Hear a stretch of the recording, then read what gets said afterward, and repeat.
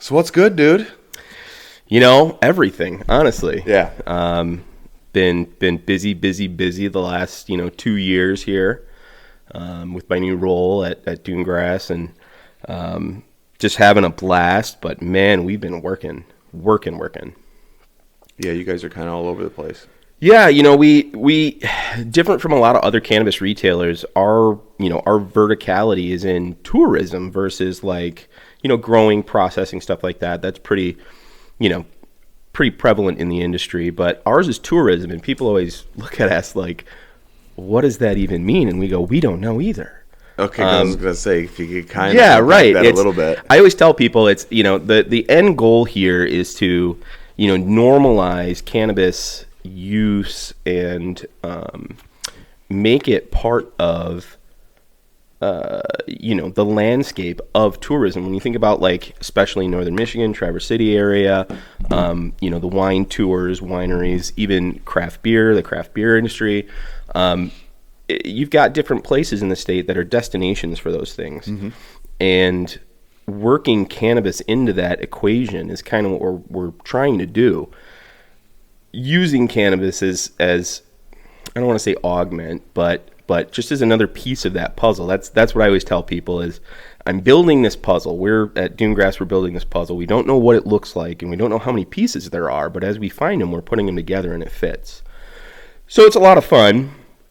It's definitely a huge challenge, but it is tons of fun. And it puts us in really weird places that we wouldn't think we'd be in. But we're making really cool connections with just great people and great organizations. Kind of developing that space right now, and it's like I said, it's so much fun. So like tourism, are you looking at putting together cannabis tours? Ideally, we would. It's really difficult in Michigan. Yeah, right. So one of the big things, and I know you're friends with Willie too over at Heritage, but a lot of these grows, that's one of the big things. People want to go and they want to see the plants. They want to see how this organism becomes this product.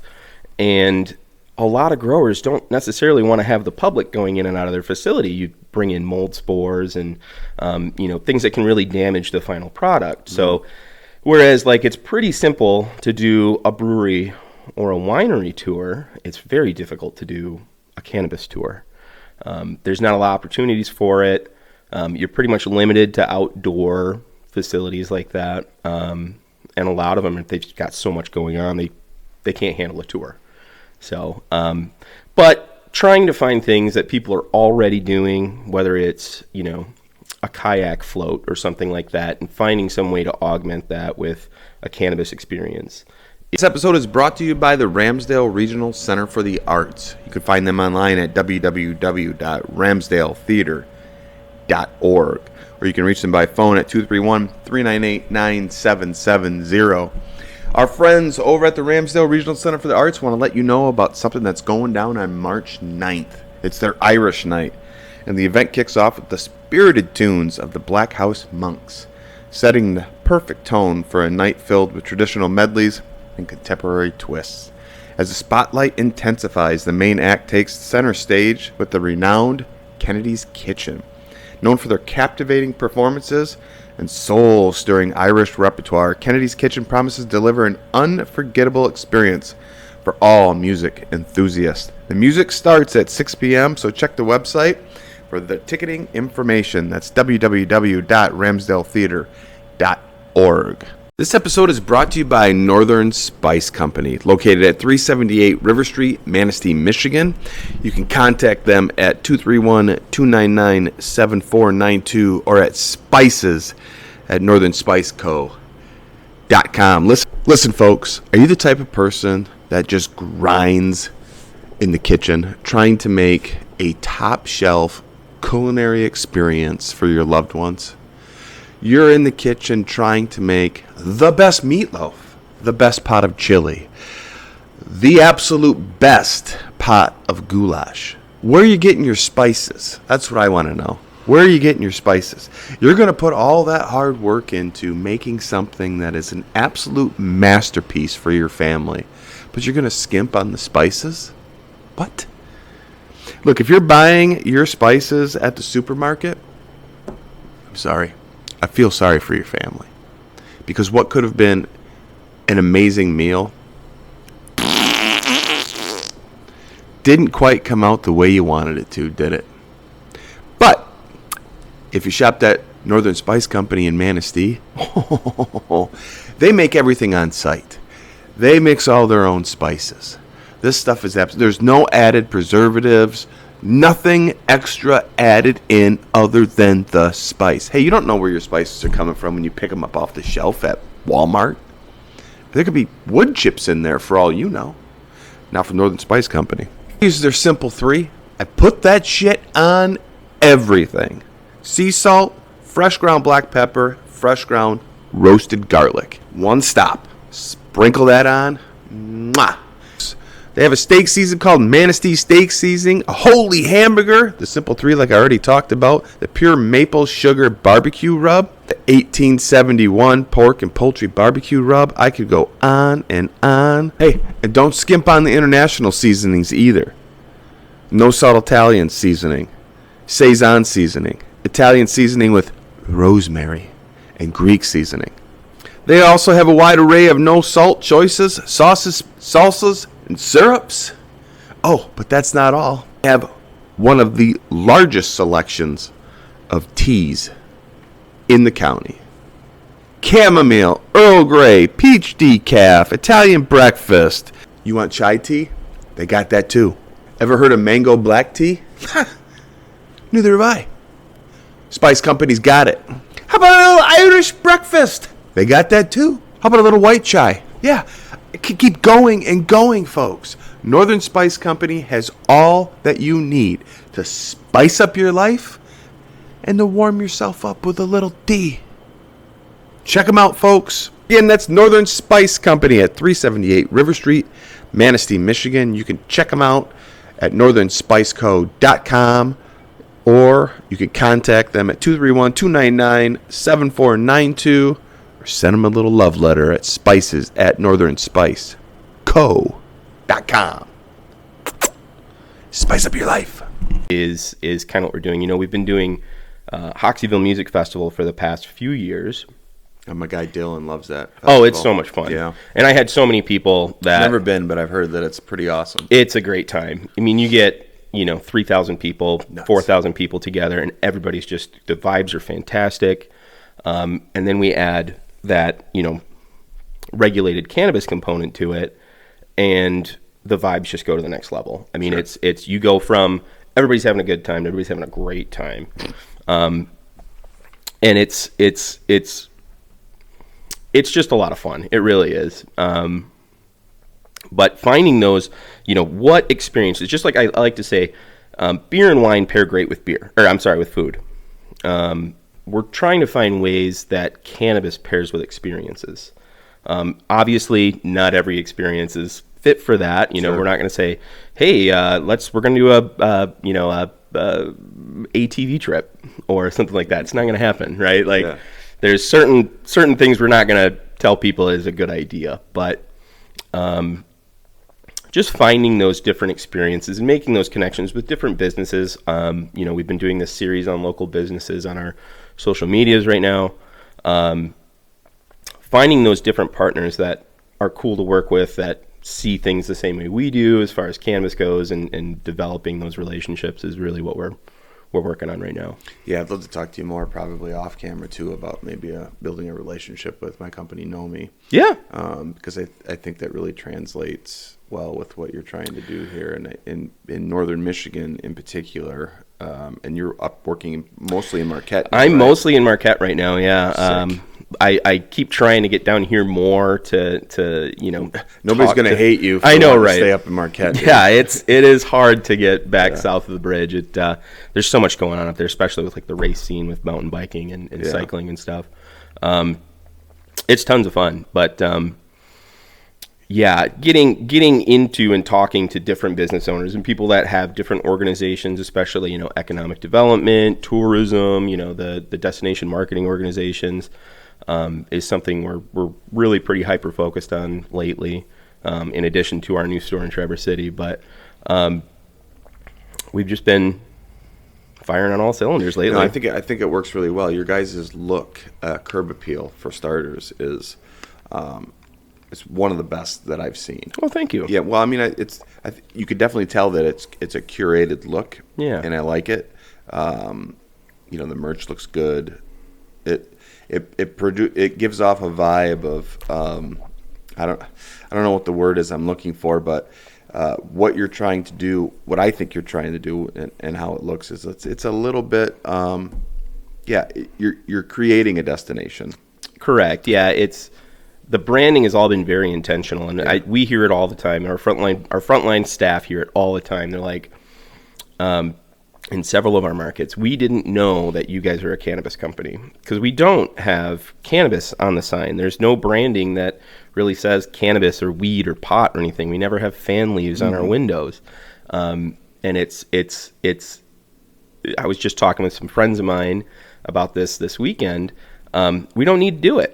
You don't need to be in your face and this is this and that's. There is definitely that. There's space for that in the industry, but they told me I could talk about it today. We just got voted the #1 recreational dispensary in Michigan by Michigan Green State again. Congratulations. Yeah, it's great. Awesome. And we've got other operators that I talk to and they're like, how do you guys do it without being so loud? And we're just those people. It's about the experience and the interaction with our customers, the one-on-one experience.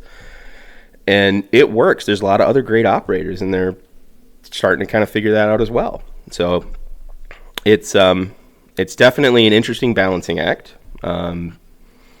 Getting the word out, word of mouth has always been great for us, but getting the word out about what we do and what we're trying to do, and getting people to come around to that idea that it's not about partying and just being stoned all the time. It could be just like, again, craft beer and wine, part of just the normal landscape of activities in northern Michigan. So the way it looks, the culture you're trying to build, I really dig that, working with retailers outside of the cannabis industry, business owners outside of the cannabis industry, trying to bring that together. It seems familiar. Yeah, right. I mean, that model is something that I think more people should do it. More businesses should do it. More businesses should try to find a unique way to cross-promote, market, collaborate. It helps get the brand out there. When you said that your friends and you were talking and they were like, we didn't know that you were a cannabis company or whatever. The cool thing about what's going on in cannabis, at least in Michigan, I can't speak for other states, and you could probably speak to that much better than I could, but you're kind of pigeonholed into where you can put a shop. Right, so if you're in a community, like say for Manistee and our Green Mile, they're all together. Yeah. So they can all promote all they want about cannabis, but ultimately you're going to get a little bit of, well, let's check out this place, because if you're not hammering, we've got weed too, dude. Yeah, I mean here in Manistee, it's very similar to where I'm at in Marquette. We've got in Manistee, we've got the Green Mile along Arthur Street, and there's 4 stores there. Give or take. But, Marquette, I've got a competitor, one of our bigger competitors right across the street from us. And we have customers that go back and forth, and that's fine. They go to different, just like you'd go to a different brewery or a different winery for a different product or a different experience, really. They're shopping different stores, and that's fine. There's especially up there, we've got a lot of border traffic, actually, people coming in from prohibited states, and making the trip all the way to Marquette to visit the stores there, because we do have quite a few there. So there's always room for collaboration. I'm working on an idea right now with actually Drifa Brewing Company, and I think they say they're the only co-op brewery in Michigan, but I know there's a couple other ones now, but they're definitely the first co-op brewery in Michigan. We're working on kind of a South Marquette business association to hopefully try to draw more customers, more visitors down to South Marquette versus, the core area downtown of Marquette. But it's working with those different organizations, including our competitors across the street, to try to just bring a little bit more economic development, more economic opportunities to our local areas. And we do the same thing here, or at least we try to. And it always works out well. I mean, whether the project gets finished or not, you've made some great connections. You've had some, learned a lot. I've been learning so much from our neighbors, our different business owners, that it's been great for my development. But it's tons of fun. What's the collaboration with the brewery? So it's right now, we're working on we're loosely calling the South Marquette Business Alliance. And it's just, it's going to be cross promotions, collaboration, stuff like that. It started off where we're sponsoring and participating in their weekly trivia night. We're going to we're working on an idea for a party, like a block party, in sometime this summer, hopefully, but it's still so early. I don't want to talk about it. Sure, but, I get it. It's things like that. Finding ways, like so our new Traverse City store is right next to Little Fleet. So we're talking with, nice. Yeah, right. It's the dream store. It's our flagship store. It's where our new corporate headquarters are. It's great. But, working with folks like Little Fleet or, Love Peace and Donuts across the street, or people like Troy Daly, Mr. Summertime in Traverse City, trying to pull all those pieces of that puzzle together and see what we can build out of it. See what kind of crazy experiences that are, truly Northern Michigan experiences that we can put together. And whether there's, obviously we'd hope that there's cannabis involved, but it doesn't always happen that way. And that's cool too. Like it's coming up with ways to support it. One of the other things that it's come up a few times on your podcast. I definitely went back through the back episodes this weekend and kind of did a deep dive, but, cannabis is becoming somewhat of a wellness product for a lot of people. I use it for wellness. Yeah, right. Whether people are using it for sleep or, they're replacing maybe other harmful substances or even like things like alcohol. It's becoming a wellness product, and there's a lot of new things coming out on the market that kind of are leaning that way too. So it's a lot of these experiences are things that would normally be, kind of a, athletic activity like mountain biking or cycling or the kayaking, stand-up paddleboarding, yoga. We had a yoga thing at Hoxeyville last year. Fresh. Yeah, it was great. It was, cannabis enhanced yoga. And it's very well received. It's just been, finding those different experiences that fit is kind of the challenge, and there's a lot of trial and error. So it's definitely a wild road. I have had some of my best long runs. Yeah, like over 10-mile runs on 10 milligrams. Yeah, and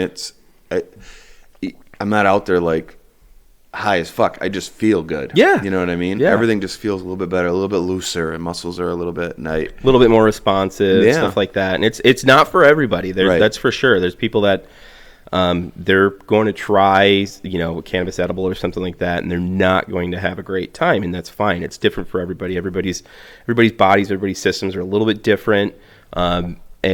But same way during COVID, I was biking a lot, the previous year to that. And then during COVID and, during the lockdowns is really when I started to really explore cannabis as part of in my everyday routine.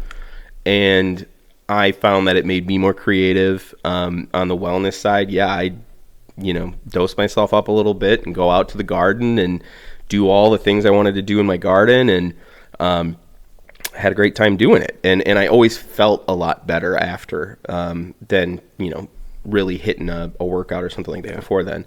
Obviously, I haven't been doing that so much lately, but it's becoming a wellness product, and that's really cool. We've been working with a few different brands on some of that stuff, but it's always fun to see where the road takes us. How many stores you guys got now? 8 now. Damn. Yeah, all Northern Michigan, 1 in the UP in Marquette.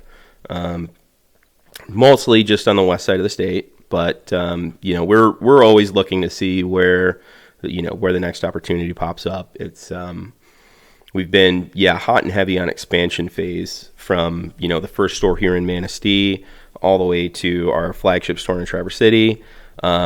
We've learned a ton, and it's just been a wild ride. I know, I can really only speak to myself, but just in the 2.5 years I've worked for them, I've learned so much.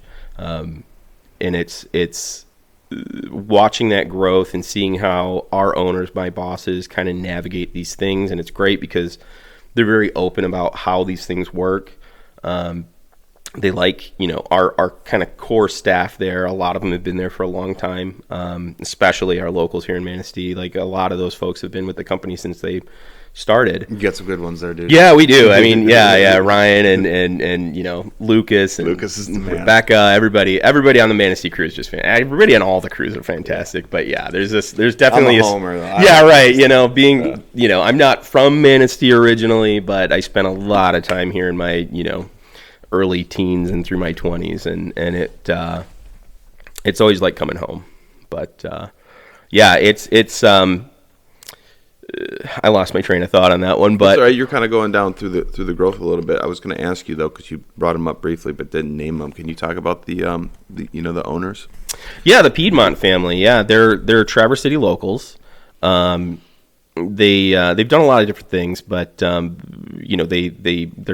one of their first businesses in northern Michigan, at least with this generation of the Piedmonts, was Grand Traverse Vapor. Doing the e-cigarette thing when that kind of took off, and that was successful. And they kind of pivoted to cannabis when that became a thing that we could do. And it's a great family to work for. They give us a lot of leeway as far as our kind of admin team about pursuing things that we think are probably important, and sometimes they pan out, sometimes they don't, but they're very supportive in everything. And that's one of my favorite things is they're some of the most generous people that I've met. Just all around good people. They do run a great organization there. And we had this event in Traverse City this weekend, and a lot of our core staff were there, and then some of our folks, our frontline folks from some of the different stores. And I was talking to two of our newer employees, and they were just gushing with how appreciative they are to be doing this versus what they were doing before. And it's not just the company; it's the people we get to interact with, our customers, our guests, our friends. And it's just that's kind of the mood in the whole organization is how grateful we are to work for the company that we do. One of the big things I always tell people is, there was an informal survey on an industry Facebook page early last year. And the question was, what's the, generally, how long do you have a staff member, a front, customer-facing staff member in your retail? And the average was under 6 months. Why is that? There is a lot of turnover in the industry, generally. Is it because there's so much competition? There's a lot of competition. I think a lot of people have this idea that, if you want to make $1 million, the cannabis industry is a license to print money, and it absolutely is not. The best way to make a millionaire in the cannabis industry is to start with a billionaire. It's hard. It's a difficult industry. Stores, retailers, growers, processors, they open and close all the time. And there are a lot of not great operators out there. And they definitely treat their people as an expendable asset versus a resource to draw from. And it's unfortunate. I mean, I've got lots of friends that were, they were here doing this, and then they transitioned to a different role at a different company, and they're very happy. But there's an awful lot of folks that, they got no notice. Their operation shut down. They showed up on Monday and the doors were locked, and there's no communication from owners or managers or anything like that. So there's there is definitely a lot of turnover because of that. And in retail, at least, at the end of the day, it's still retail. And I think there's a lot of people that are viewing things through like rosy glasses, and they they think that it's one thing, but it really is retail at the end of the day. And if you're not happy doing retail, you won't be happy doing cannabis retail. Yeah, for sure. The big difference is our customers are always pretty much happy when they come through the door. Yeah. Versus, I got to go buy a new refrigerator or whatever. Yeah. This sucks. So, but yeah, it's really interesting. But anyway, the average, it seemed to be about 6 months was the average tenure of an employee at a retail location. And Dunegrass, I haven't pulled it, but it's much higher. I mean, we've got people that are working here in Manistee that have been there since the store opened. Yep. They've moved up through the ranks and are, sometimes, managing stores or in the case of the folks that originally started here in Manistee, a lot of them are on our senior admin team now. And it's one of those things where if you're putting in the effort and you're, making yourself, if you're adding value to your role, you advance. And that's great. I love that merit-based, idea of advancement. It's fantastic. Excuse me. Yeah, no, I get it. I'm a right person, right seat guy. And if you're really doing well at one thing, then figure out a way to reward that. A lot of people have this, well, how come I'm not moving up? Yeah. And I totally get that. But if you're really great at this one thing, then maybe you'll just be the highest paid retail associate in Northern Michigan, and that's pretty awesome too. Yeah. As long as there's a reward for that. Yeah. Yeah, it's hard. As the industry matures, there's been a big issue with the cost or maybe I should say the wholesale price of cannabis products in general has gotten so low that it's very difficult to compete. There's not a lot of margin on things anymore. The industry's kind of getting into a phase of self-correction right now, and that's great, especially for the growers and the processors. But you've got people that are looking, for the most THC for the smallest amount of money, and yeah, dude, it's go. Yeah, right. It's counterintuitive on their part, but that's a whole nother podcast. But when you've got large multi-state operators that are coming into smaller Northern Michigan towns where you may have had the local mom and pop shop, and they're surviving off of that business. And this MSO comes in that has amazing buying power. I mean, it's hard to argue as a producer when you've got, hey, we want to put you in 14 stores versus the mom and pop that's got 1 or 2. They just don't have the same buying power, and they just push prices down. Luckily, a lot of operators have figured that out retail-wise, and it's about that better customer experience and the service and all of that. You can buy the same product on everybody's shelves, but, same thing here with Manistee Bev. You could buy a lot of the things that were here in different retailers, but people liked this because it was the hometown spot. The experience and the service that you and your staff provided made the difference in people coming here versus going to the big box retailer. So it's kind of the same idea. It's differentiating your business versus the big guys, stuff like that. Just like every other business. Are there price regulations yet? There are not. See, now that's one thing that I would be lobbying fucking hard for. Yeah. Because from a liquor standpoint, I would have never opened a liquor store if there weren't pricing restrictions. Yeah. Because we wouldn't be able to compete with large outlets. So like 15% is as low as you can go, as high as you want, but you can only go 15%. That way, like, the Meijer, the Walmart, the wine libraries or whatever, they can't undercut you. Yeah. Got a fighting chance at this level. Yeah, there really isn't anything like it, as far as price regulation in the cannabis industry. There's a lot of hidden costs to it too, but it's they're absolutely. I mean, there is a break point where no one's making money anymore, and you just can't run a business that way.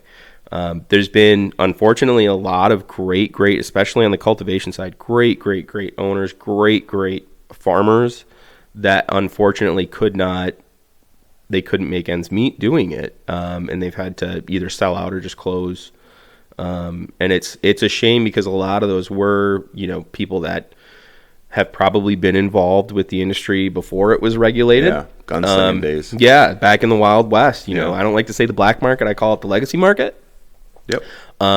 They were involved with the legacy market, before legalization or before the regulation came in place after legalization. And they know what they're doing. These are people that were growing. I mean, they are farmers. They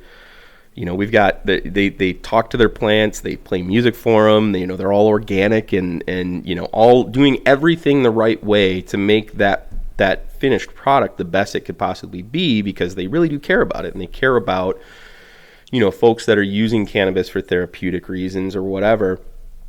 And unfortunately, they just, because of the way they do it and how much care and attention they're giving to their business, they just they're not making enough when you've got a 30,000 plant or, something like that, big operation that's just able to, because of scale, keep the price down. I don't want to say it's a huge problem in the industry, but it's definitely one of the issues that a lot of people are facing. I mean, I think it's going to be a bigger issue. I mean, it could be, but like I said, there's kind of a self-regulation or self-correction happening in the industry right now, because those wholesale, what the growers are able to get for the product is gotten there, that some of the ones that aren't able to weather the storm are going away, and of course that's reducing the supply. At the end of the day, it really is supply and demand. But there's, I heard an interesting comment a few months ago that Michigan, the growers and producers in Michigan, produce enough product to supply Ohio, Illinois, and Wisconsin if it ever goes legal. And those relationships are starting to take shape, where all of that excess product that's being grown in Michigan will hopefully, with reschedulization and some changes at the federal level, you'll be able to do interstate commerce with cannabis. And that's a huge thing. I mean, I can't, people that aren't necessarily, I mean, this is all insider baseball, but people that aren't insiders don't necessarily understand what that means. But that huge amount of excess product that is being converted to other products is, if you can ship that across state lines to be sold at another retailer, that eliminates that.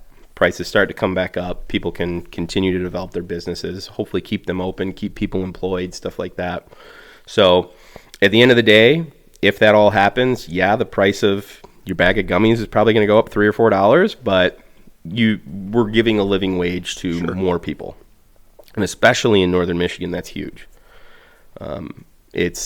Cannabis probably is still one of the better paying, at least retail sector jobs that you can get in Michigan, especially in northern Michigan. So it's important. It all cycles back into the local economy. Are you guys growing your own stuff? We are not. No, we're not farmers. It's definitely a stick to what you know type thing. Sure. And there's also a lot of headaches with that. There's so much out there as far as growers. It's been something we've, our owners have kind of looked at a couple of times. Do we want to do this? Do we want to go down that road? But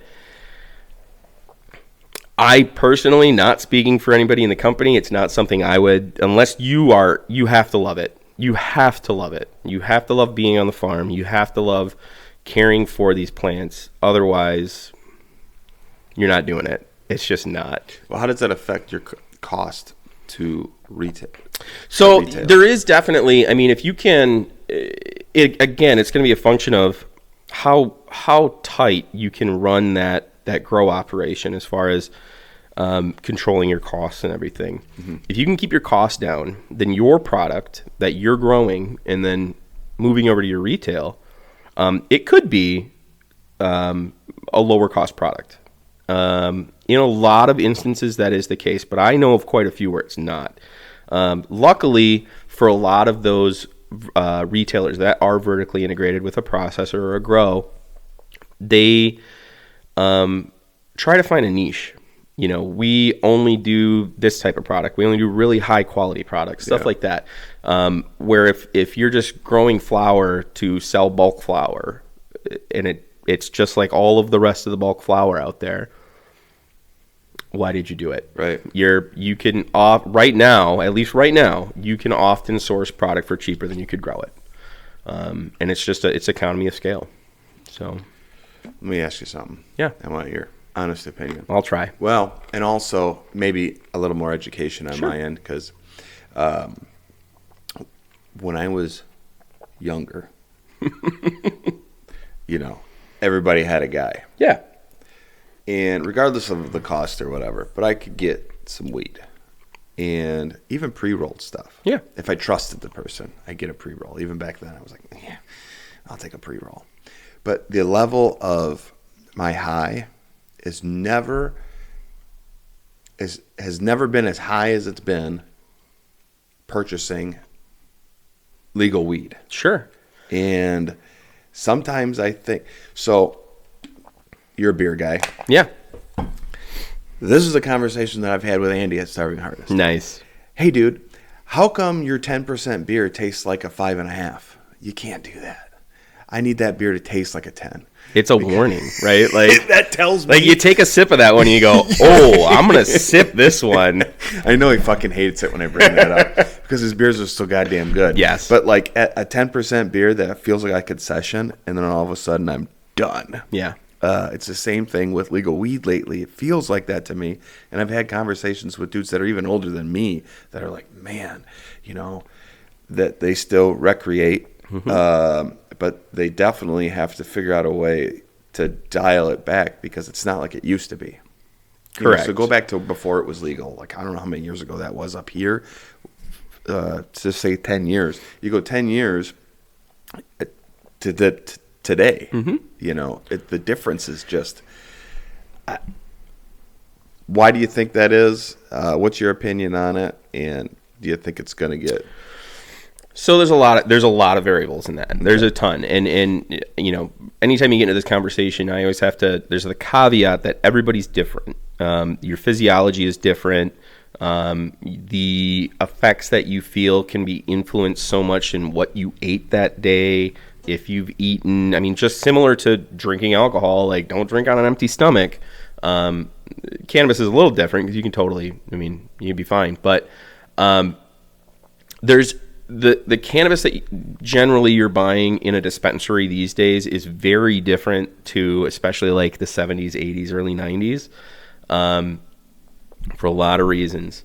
And it's funny that for you, it seemed like the stuff that you were getting before was more potent. Or is it now it's more potent? Now it's more potent. Got you. So like, you know, I could smoke a whole joint and, you know, I'd be high, but like now, dude, it's like 2 puffs. Yeah. Well, that's enough. So that's one of the big things, especially I love my favorite customers to interact with in my store are the folks that, I used to smoke in the 70s or 80s or 90s or whatever. And now, you know, I'm on so many pills now and I want to get off of all of these prescriptions for all the different aches and pains I've got or insomnia or whatever. I want to try cannabis. And, you know, they always go, I used to smoke a lot. And I go, but this is a different animal. Like there's a lot of science behind it now. Some of it's stoner science, which is something we could talk about. But you know what has happened is it started on it honestly started in California, like a lot of the other trends in cannabis do, where dispensaries started this somewhat myth. There's a little truth to it, but it's I think they've misunderstood this, but they equate it to alcohol, where a higher alcohol percentage gets you drunker, right? You feel the effects more with a higher percentage beer. They translated that into cannabis and THC percentages. Okay. You know, everything in the regulated markets has to be tested, and part of it is potency as well as safety. You know, no heavy metals and hazardous chemicals and stuff like that. But you went from, you know, 10, 15, 20 years ago, it's 2024, 30, 40 years ago, where people were generally home growers or they're growing in a field somewhere. They're not maybe not necessarily feeding the perfect nutrients to the plants.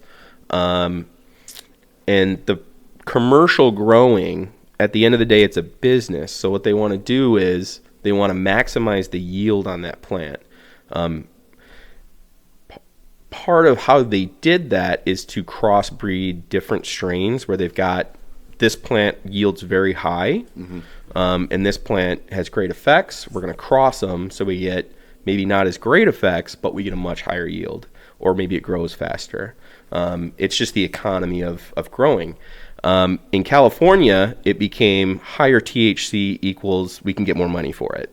Gotcha. So this gram that, tests that, we'll just numbers 20%, we're going to get $12 a gram for. But this gram that's 28%, we're going to get $15 for, or something like that. So higher THC equated to higher value at the point of sale. What no one really factored into it is THC is only one of the metabolites in cannabis. When you go back 30, 40 years, you had, if you were to find, and there are growers out there that are still doing this, and it is in the regulated market, but they're growing old cuts. They've got cloned plants from a home grow that they had way back when, and they've been using these same genetics, and they're growing it for themselves. And then they get into the regulated market by getting licensed and whatnot, and they're putting out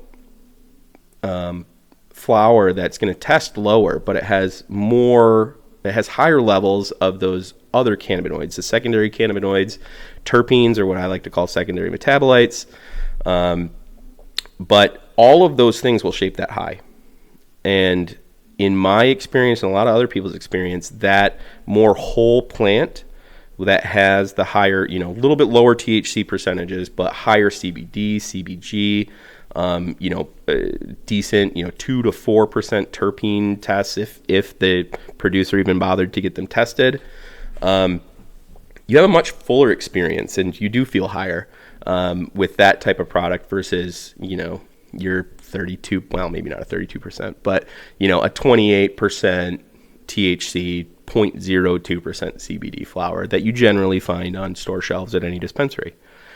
So yeah, there definitely has been a shift from, what people were buying from the legacy market years and years ago, to what we see generally now with those really high THC percentages. Most retailers don't even put those other cannabinoids, they don't advertise them anymore. Sure. Which I really think they should. But I do too. Like I said, there's definitely flower out there and different products out there that do have all those secondary metabolites, all of the other cannabinoids. And I tell people, I get folks that say, well, I can't get high if it's not 35%. And you need to try something better. Like, you're going to spend a little bit more, but it is worth it. You're not consuming as much as often. Yeah. And you're spending less money at the end of the day, right? So it's really interesting. It's some crazy science to get into when you really dig into it. Luckily, we've got up north there in Marquette, Northern Michigan University has their medicinal plant chemistry program, which is geared towards cannabis. And there's an analytical chemistry side of it, and then there's also an agricultural, like indoor ag science part of it, 2 different tracks. But I've been lucky enough to get several people on my staff that are either in that program or graduates of the program. So we have tons of like, for the first year and a half, it was like, hey, I got a question for you, my science guys. Yeah. Like, what is this cannabinoid? What is that? And here's the actual scientific data on it and what they think it does. And it seems to do this, and it's metabolized by this liver enzyme and da-da-da-da-da. So again, like I said, there's a ton of variables in it, but there's been a huge change in what people were growing, in the day versus what's commercially grown now. Yeah. But the neat thing is it's starting to change, where people are starting to realize, regular consumers of cannabis are starting to realize that there is a difference between those two products. And it's kind of the Miller Lite versus the craft beer. There's always going to be room on the shelf for Miller Lite, but there's this new segment of the industry that's starting to come out, and it's starting to gain some traction, and it's really neat to see. There's always going to be room for Miller Lite for me. Yeah, right. Like it's there's a reason it's on every store shelf, right? Because some days you just want to drink 24. Hey, we did. We were at not me, but we were at. We did the Trinary Outhouse Classic, the outhouse race that happens up in the UP every year. First of all, that sounds rad. Tell me about that. It's so much fun. Yeah, okay. So those that are not familiar with the little tiny town of Trinary, it's I think it's in Antrim County. I might be wrong. No, that's not right. Delta County. Doesn't matter. But it's a tiny, tiny, tiny little town. I mean, there's not a lot going on there. It's a very rural community, farm community, stuff like that. Typical tiny town. For those down here, if you're familiar with Conklin, it's very similar to Conklin, right? There's a bar, there's a feed store, and a few houses, and that's it. Every year they do, and they've been doing it for this was the 31st Trinary Outhouse Classic. They've been doing this outhouse race down Main Street. So sick. It's insane. So it's I think it's the first weekend in February every year, and you build an outhouse. You build your outhouse in the off season, and there's dimensions for it, and you have to have a toilet seat and a toilet paper roll, or a toilet paper roll holder. They give you the toilet paper. Nice. But then you push it down this snow track down Main Street, and it is a party. I mean, and it's a fundraiser for the city. It's something that the township did, and it benefits. They've got like scholarships. They pay for a lot of stuff for the local high school and middle school, stuff like that. So it all goes right back to the community, and you get people. I mean, so we raced it this year. It was myself and Ryan from here in Manistee, who you met. Yeah. And the people that were lined up immediately behind us, the next racers behind us, were from Madison, Wisconsin. And there was another group, a couple of outhouses ahead of us that was from Royal Oak. See, that's awesome. So it's bringing people from all over the place, and that would never ever visit the town of Trinary. Like it's not even necessarily on the way to anywhere. But it's just in the middle of nowhere. But it is a great time, and everybody's having. Again, vibes are always high. Everybody's super positive. And it's tons of fun. We got second place this year. Like it was tons of fun. But those little northern Michigan and upper peninsula experiences like that are crazy. We did bump into, I can't say who it was and where they're from, but someone from the area here, actually from Manistee County, and they are on a township board, and they're very interested in doing one. So stay tuned. That might be happening. Maybe I next winter. I want to try to get the bed races back here. Yeah, that was great. So I've been talking with the guys. And I think we're going to try to push for something. I mean, first of all, it's not that hard to put together. No. Because we don't have to do anything. You got to bring a bed. And even the turkey throw thing. That was sick. Yeah, right. It's little goofy stuff like that. And it definitely brings people in. It brings out the community, gets the community together, but then it also brings in people from outside of the community who might not visit that time of year or might not visit your community at all. But it was tons of fun. We look forward to it every year. That was our third year. We're going to do it again next year. We're actually going to rebuild the outhouse here this summer, and because it definitely looks like it was put together in our free time in the back of the dispo. That's second place. It was, yeah. It's a little crooked. We call it the hot box, but it was fun. This is kind of a question for the beginning of the podcast, but how did you get linked up with Dunegrass?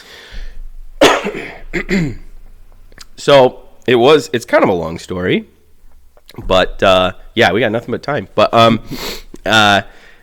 so I actually worked for the Boy Scouts of America for about 20 years, a little over 20 years, in retail. They've got their uniforms and patches and camping equipment and all that stuff. They've got their own stores for it. So I moved all around the country doing that, and finally got back to Michigan, and it was time for a change. I just needed something different to do. I kind of gone as far as I was going to go in that organization, at least in the, foreseeable future. Right. And I was at a 4th of July party, actually, with some friends of mine down on Dean Lake, just outside of Grand Rapids. And a friend of mine who I knew had some family that were getting into the cannabis industry, they were opening retail. He introduced me to one of their, someone in that circle.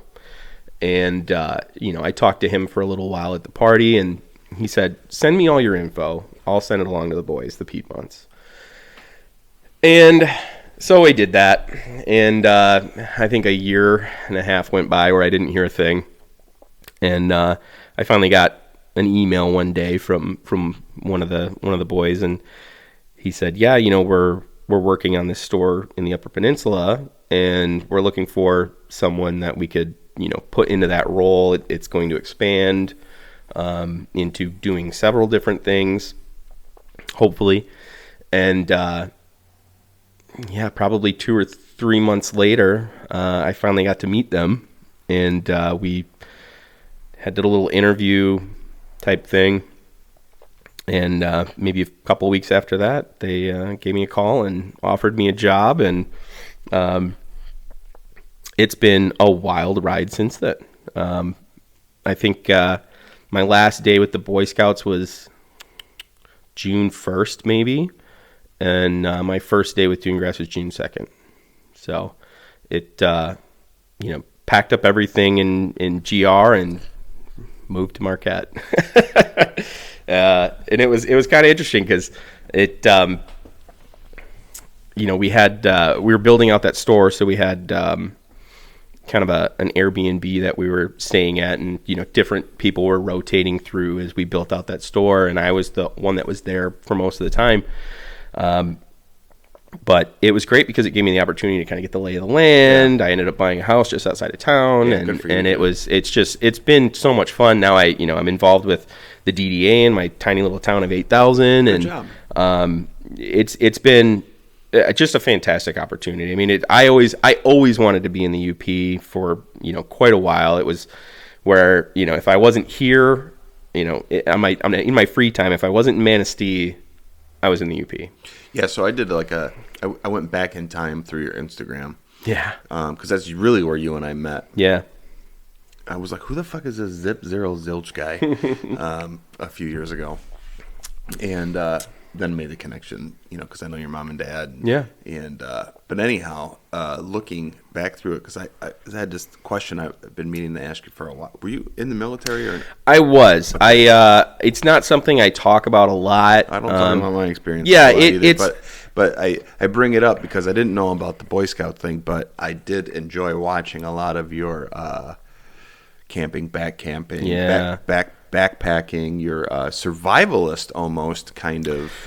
Well, and I really enjoyed. Yeah, the survivalist thing it's really interesting because it's one of those things. It's hard to do, right? And it's being able to, like, my thing now is how little do I need to take out on a trip, into the wilderness to really just enjoy myself. Mm-hmm. Way back, you go back far enough, and it's great big backpacks and all this stuff, all these pieces of equipment, and I started replacing those pieces of equipment with just knowledge. I don't need to bring that because I can make that in the woods, or I didn't end up using all of this crap, so why do I want to carry it?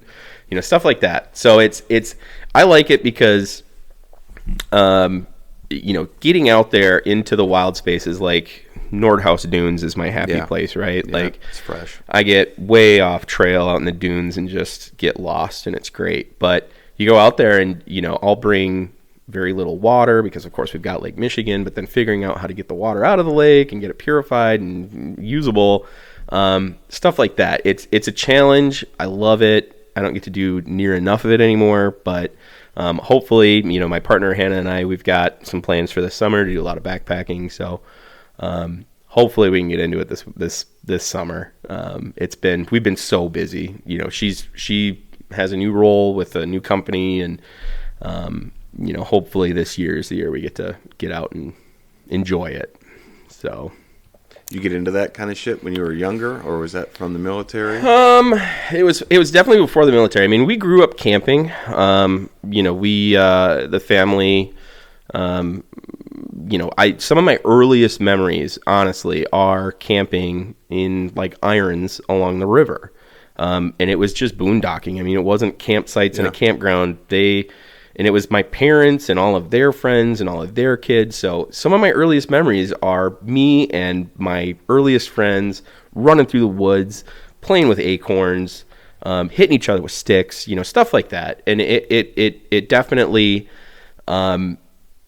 predisposed me to enjoy just being out in the wilderness. And then, of course, that is probably what brought me to working for the Scouts. Because obviously they do that. It's a little different, but they do that. And being in retail with them, I got to get a lot of different gear and play with a lot of different toys and stuff like that. So I've been lucky to be able to, because of doing that for work, do a lot of that in my free time. And it's always something I've had an interest in. And it just, when I was in the military, a lot of people, especially I was not in a combat role. A lot of the people that aren't in combat roles really hate being in the field. I loved being in the field. Every chance I got to go to the field, I'd go. Because I was always just very comfortable being uncomfortable in the field. Like, that's the thing. I mean, there's definitely something to be said about putting yourself in uncomfortable situations. Yeah. That's where growth happens, stuff like that. So it's kind of funny because I've had people make comments about it. You like to do things the hard way. And I do, because I learned so much more by struggling than I do just doing it the easy way. There's something to be said about doing it the easy way. Like, there's definitely situations, but I love to put myself outside of my comfort zone. I'm not an extroverted person at all. But See, that surprises me. Yeah, I know. Right. I'm a homebody. I really am. I love, I love being at home. It's where all my crap is. It's where I tell everybody all my shit's at my house. That's why I like it. But, for years, because I didn't have a lot of friends that were into doing the outdoor stuff, I'd be out by myself. Actually, March 1st was normally my Nordhaus trip. I'd go to Nordhaus when the snow was still there. There's nobody out there. It's gotten different in the last few years, but, I'd go out there and it's 10 degrees and there's snow on the ground and I'm dragging a sled out there. And it's just being out there, being to be in your own head or outside of your own head. Yeah. There's a lot that happens. It's not just walking in the woods. I'm always thinking about something, hashing out a problem, learning more about myself. That's been a big one in the past probably 2 years. There's been a lot of work going on up here and in here for the past couple of years, but it's my happy place. I mean, I love it. Now being in the UP, I mean, there's so many opportunities. Yeah, dude. I'm running into the problem of what do I do first? Hannah and I have started doing all these waterfalls. We're just checking out all these waterfalls, these little tiny trails that people might not know about, and kind of trying to get into it that way. But it's been, I'm blessed to say, like, it has been just fantastic for me as Brian and also as a professional to be able to have those opportunities to get out and do the stuff that makes me feel whole. So it's tons of fun. I've just been geeked for two and a half years now. Dude, that's so great. That's so great to hear. You could tell on your face. Yeah, it's and I'm not gonna say cannabis did that because I think I could have got the same out of it without cannabis or anything else. But in today's world where we're so you're just bombarded with screens and it's not even just screens but just media and being the internet has connected people like no other time in history, right? Like, you're able to talk to somebody on the other side of the planet instantly. Right. And you're able to, we're bombarded with all of these issues that are happening all around the planet. And being able to take a step away from that, where your cell phone doesn't work, and you're out for 10 days. Think about what happens in 10 days in the media cycle. Like, you can go from this huge issue to it's forgotten, and here's the next huge issue. And it's just a constant thing. So I'm not saying everybody should disconnect from things that are happening in the world. By all means, don't do that. But being able to just step outside of that for a little while and really kind of focus inward on how these things affect you, how your life is really playing out internally, has always been something huge for me. I don't know if everybody's like that, but it works for me. Oh, dude. I mean, runners, right? Like, runners talk about that too. When you're out running, you're just running. It's about the next, it's about the next race, the next mile, the next step. And with backpacking, it's that way too. It's like, if I get really down out on the trail, I start making up songs and just singing them to myself. Like, it's ridiculous. In the military, we had cadences when we ran, and it's kind of the same thing. You get the beat of the feet going, and it's funny. It'll just, I'm trying to think of an example here, but like, just being able to work out verbally with nobody else around, the thoughts that are in your head sometimes is great. Have you ever, you've had to have thought about doing like the Appalachian Trail or doing a big hike, like something like that? So I would love to do a big hike like that, and someday I will. And it's not like if I had time, right? Sure. I'm not ready to do that yet. It's not a skill thing. It's nothing like that. I'm just not ready to commit to that big of a trip. The other thing is, and maybe this is the old hipster in me, but I don't want to do the Appalachian Trail. I don't want to do, the Pacific Crest. I would love to do something way different that not a ton of people do. Isle Royal in Lake Superior. Okay. It's this island out in Lake Superior. It's actually closer to Canada than it is to Michigan, but it's still part of Michigan. But it's a national park, and it's great. Unspoiled wilderness, just fantastic place. I took a group of guys there. We called it Man Venture. We took a group of guys there. I don't even know how long ago. Better than 10 years, probably 15 years ago. And we liked it so much, we went back the second year. But even though it is so remote, it's the most remote and least visited of the national parks. There were still so many people there. Really? It was tongue in cheek. Someone had said, it's infested by Boy Scouts, and it was. I was being in, that organization. I kept bumping into people that I knew on this remote island, and I'm like, this is great. I got this, but then here's my day-to-day is also here. So the Appalachian Trail is great, Pacific Crest is great, but I don't know where I want to go. I'd love to go to South America and backpack around South America, or Europe even. But I'm not so cool on, for me, those big through hikes that doesn't do it for me. It doesn't grab my interest. It's like doing Everest. Yeah, There's fucking 2,000 people that you're trying to climb it. Everest is crazy because if you have enough money, you get to the summit. You just get there. People with no experience, practically no experience.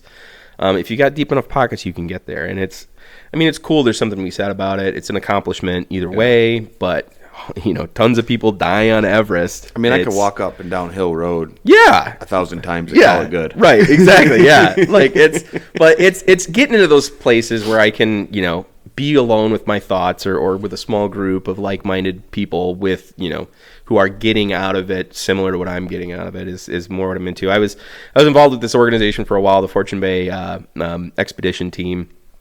And they were all great people. They still exist, but they're just doing things a little differently than we used to.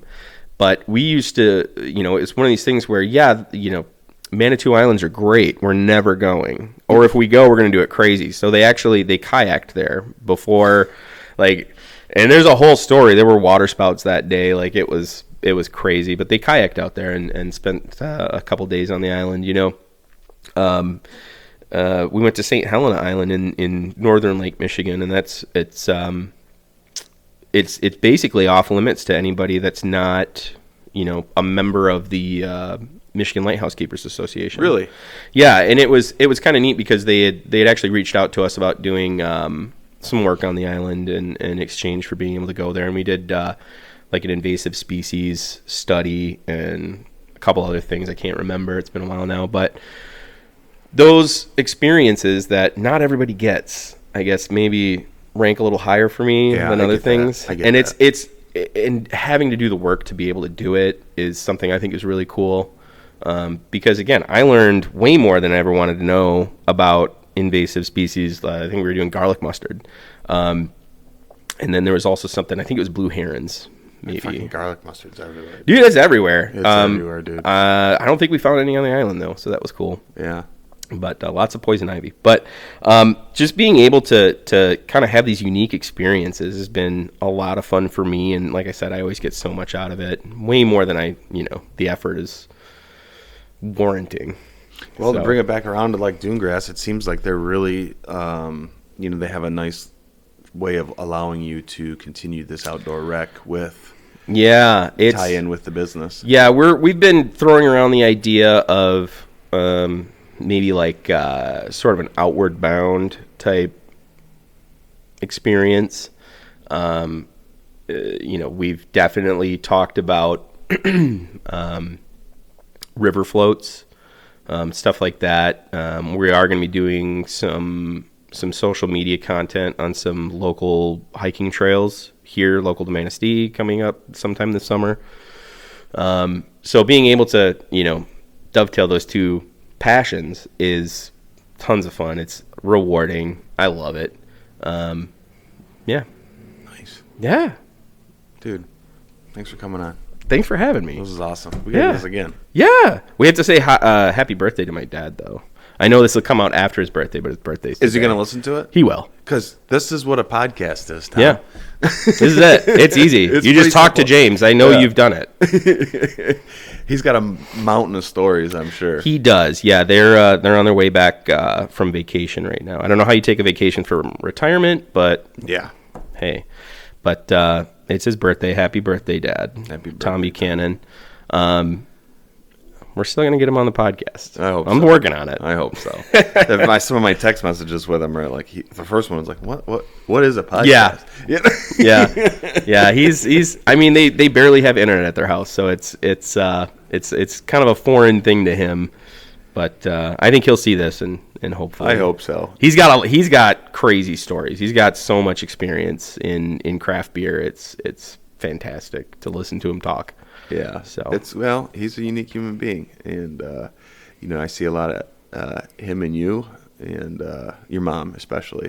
Yeah, it's definitely one of those things where my attitude towards everybody is definitely inspired by them and folks like yourself and other people that we know, and it's I've been privileged to learn from good people. Yeah. And that's my thing. I love interacting with good people. So I do too, man. It's tons of fun. Do. Yeah. Yeah. You're doing great. Thank you so much. Thanks, man. Appreciate you. Hell yeah. Let's get you to sign the board, dude. Yeah.